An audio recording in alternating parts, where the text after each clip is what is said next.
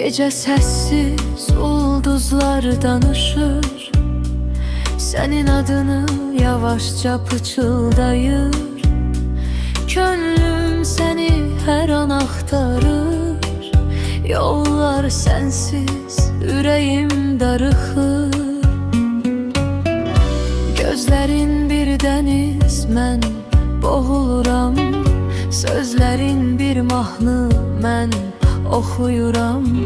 Seni düşünmek bir ömür kadar, sevgin içimde sonsuz bir keder. Nefesimde adın, yuxumda sen.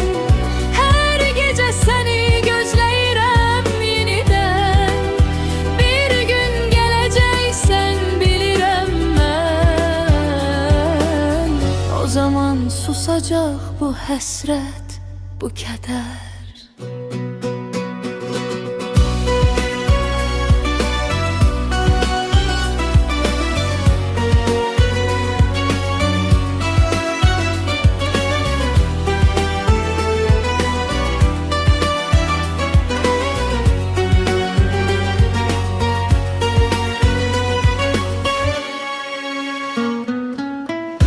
Gözlerin bir deniz, mən boğuluram.